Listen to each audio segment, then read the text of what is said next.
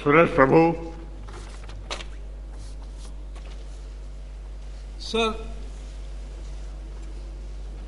my good friend, a good parliamentarian, and now the Minister of Parliamentary Affairs, besides being the Minister for Information and Broadcasting, has issued an ordinance which I very strongly oppose. Sir, I really don't understand, first of all, the government wisdom of bringing out so many ordinances during intersession period. I don't understand this.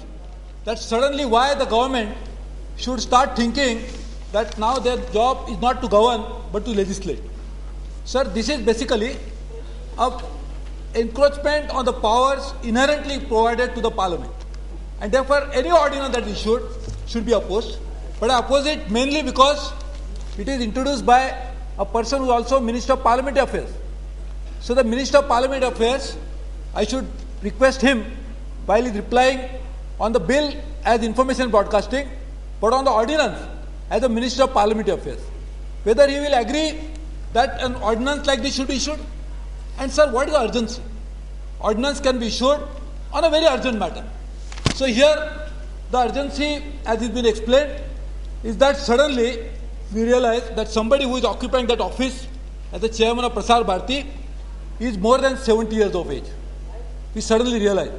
Probably his birth certificate was missing, it was produced, and suddenly we realize that person who has been doing a good job and therefore he was not removed for all these years has suddenly started behaving in a manner that he cannot be the chairman of Prasar Bharati. So this sudden realization came, which prompted the government to immediately issue the ordinance. And sir, what is the urgency in this? That now we are replacing a person who is more than 70 years of age with a person up to 70 years of age. So here, first of all, I would like to know, and my Mr. Pranab from Mr. Priyandas Munshi, what was the urgency in this matter? Sir, he should explain this because this is a very important issue. And I know now, only efficient people get too many responsibilities. So Mr. Priyandas Munshi is so efficient that he has now also been made responsible for, as a chairman, the president of West Bengal Congress Committee. And he, I know, I heard his speeches, very eloquently he is talking about how we should have democracy in West Bengal. And while he is talking about it, I know he will never like that if he wants a democracy, you cannot have democracy unless you withhold the role of parliament. Can we have democracy without parliament? And therefore, sir, this is my fundamental issue, and let us explain the urgency. So, other issue. Now, I was just reading very carefully the statement of objects and reason. One, we are talking about now that we need. Please. So, we need younger people in the office. So, I would like to know the definition. Sir, you are also sitting here, such a talented person, that's why you are occupying this high office. Sir, we need people with knowledge, with talent, with experience, with all that what you want. But at the same time, we are saying if you cross 70, you are not good. So, I would like to know the present incumbent, what is his age? I don't know. Mr. M.V. Kamath, who was, I think, is he the person who is the chairman of the Prasar Bharati? Sir, one of the very distinguished journalists, Mr. M.V. Kamath, has been an editor of Illustrated Weekly of India. He was a foreign correspondent of Times of India at various places. He has been one of the great columnists that we are known of. At least I read him. I am his reader and I really admire him for that. And suddenly we want to get out. So first of all, sir, I would like to know what is the logic of this. Now I am not coming to the ordinance, I am coming to the bill. If you want younger, then what is the definition of younger? Younger than M.V. Kamath or younger in respect of what? So this is something. So normal retirement age in the government is 60 years. So if you are talking about younger person, you can talk about less than 60. If you are talking about younger, then the people who are there already as chief executives, etc., their age limit is going to be 65 years. So I really don't know what exactly is meant by this. And therefore, this is something we should try to very clearly define.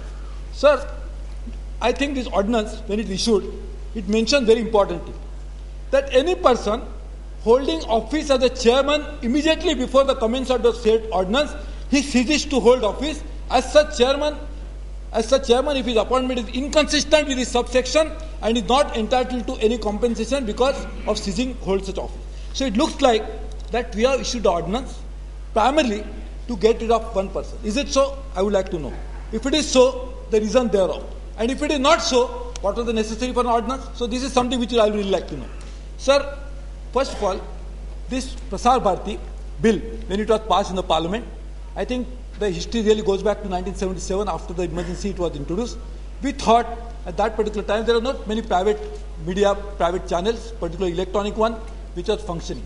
So we thought that we really need a public opinion to be generated through this electronic media, which should not be dominated by the government. And therefore we really wanted, if at all at that time we didn't have too many, at least that organization should be independent, should be professional, and should not be subject to meddling by politics. And that's what it was created. Now, sir, if we start doing in a manner that it will really defeat the very purpose, so I would request the minister, first of all, take such steps which will insulate an organization of this type from meddling of politics, and which will ensure that we really maintain professionalism in that organization, which will make sure that Prasar Bharati becomes #1 organized in the country. Despite the fact that we have got so many new channels coming up, we have still maintained a dominance of an organization like this. That shows that organization is some professional intrinsic strengths. We should try to consolidate that, try to increase it, and if we want that to happen, then we should make sure that we create this organization in a manner that really helps. Sir, then other issue I would like to know, that basically when we are going to appoint a chairman now, we are going to appoint him. Do we have any process of appointment of a chairman? Is it going to be independent? Because normally for such organization my request would be that you must keep it really above politics, because this is not something he is in the minister, somebody else, that's not an issue. If we can keep this happen, like a good example of that is the BBC. So BBC in fact was running a campaign against the government, and Mr. Tony Blair as a Prime Minister was not very happy, but still couldn't do anything because it's an independent organization. I think the legacy that Mr. Priyandas Munshi should leave behind is creating an organization which will be totally bereft of any politics, which should not be subject to any meddling by a politician. And for that to happen, I would request him to suggest to us whatever measures you are planning to take for appointment of a person in that position, which will be totally away from political. Kindly conclude, please. Yes, sir. Sir, okay, sir. I'll come concluding. But my request would be that in this modern world, in which media plays such an important role, public opinions are formed on the basis of that.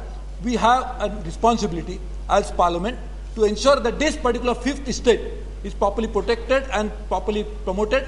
But for that, Prasar Bharati will play a very important role, and I should request him to ensure that that institution is not damaged in any manner. Thank you. Shri Prabhu Banda.